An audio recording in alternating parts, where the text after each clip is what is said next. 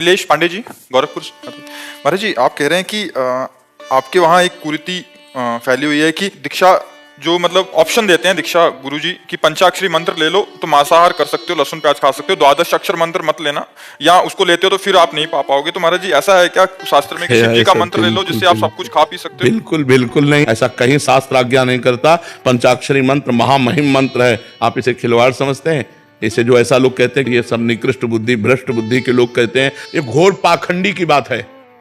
हम खुला कह रहे हैं, घोर पाखंड की बात है। इसमें कोई भी साधुता नहीं और कोई भी शास्त्रीय शब्द नहीं, घोर पाखंड की बात है। उधर महाराज जी जनरली कह रहे हैं कि सभी क्षेत्र में फैला हुआ है, किसी से भी ले लो, बट शिव पुराण उठा करके देखिए पंचाक्षरी मंत्र की कैसी महिमा है और कैसे उसको धारण करना चाहिए। ये तो दुकान की बात है कि हल्दी चाहिए कि धनिया, आपको क्या चाहिए बोलिए। हमारे शास्त्र में ऐसी कोई बात कहीं नहीं लिखी।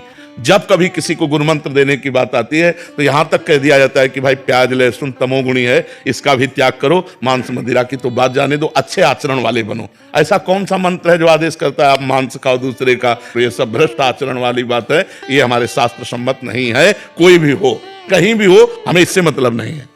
पंकज डावरा जी, गुजरात से। प्रभु जी। श्री हरिवंश महाराज जी, श्री हरि कृष्ण नारायण प्रभु का आश्रय लिया है और नित्य प्रातः पूजा करते हैं, धर्म और अधर्म की भी जानकारी है, फिर भी जीवन विषयकार क्रोध की तरफ खिंचता है। महाराज जी ऐसी असफलता से ग्लानि होती है, कभी संदेह भी होता है। भजन की कमी, निरंतर भजन जब चलेगा तभी हमारे समस्त दोषों का नाश होगा।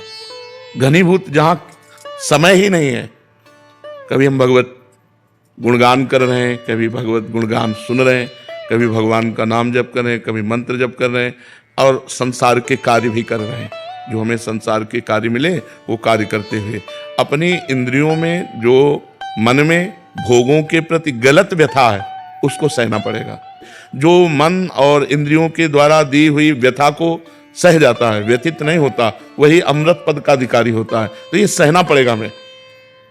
जैसे इंद्रियां गलत मार्ग में जा रही हैं, गलत भोगों का चिंतन कर रहे हैं, हमारा नाम जब भी चल रहा है लेकिन वो चिंतन चल रहा है, तो उसके द्वारा जब हमारे अंदर एक जलन पैदा होती है, एक व्यथा पैदा होती है, उसको हम सहते हैं तो हमारे पाप नष्ट होते हैं और वो दुर्वासना भी नष्ट हो जाती है और हम भगवत प्राप्ति की तरफ आगे बढ़ते हैं। पर ये लड़ाई 2-4 दिन की नहीं है, लंबे समय तक हम ऐसी साधना करेंगे तब हम इस पर पार पा पाएंगे। ये तो बहुत कठिन है, बहुत कठिन है भगवत प्राप्ति, क्योंकि हम घसीटते हैं प्रभु की तरफ मन को और मन घसीटता है हमें भोगों की तरफ, और भोग सामने है और प्रभु अव्यक्त है।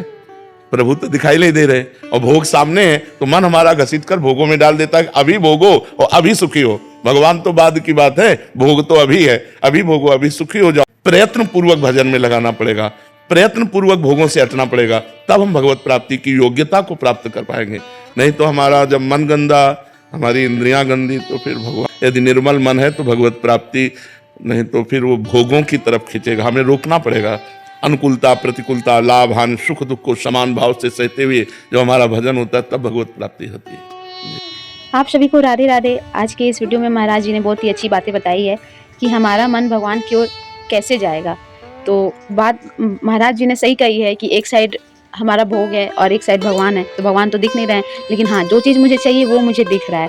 तो इंसान क्या करता है कि भगवान को छोड़ के वो दूसरे रास्ते चला जाता है। तो बहुत ही अच्छी बातें बताई है महाराज जी ने। और दूसरी जो फर्स्ट वाली जो वीडियो थी कि ये मंत्र लेने के बाद, गुरु दक्षिणा लेने के बाद भी हमें मांसाहार या फिर लहसुन प्याज का ये सेवन करना चाहिए, जो कि बिल्कुल गलत है, बिल्कुल गलत है। लोग इनकी बातों को सुन रहे हैं, उनके दिमाग, उनका भी अपना पर्सनली दिमाग होना चाहिए कि हमें मंत्र लेने के बाद मांस मछली तो दूर, हमें लहसुन प्याज तक का सेवन नहीं करना चाहिए। एक मंत्र जो होता है, कोई मंत्र में हमें लहसुन प्याज का सेवन कोई दिक्कत नहीं, हम लोग कर सकते हैं, लेकिन मांस ये सब तो बिल्कुल नहीं। तो ये सब चीज़ से हमें बचना चाहिए।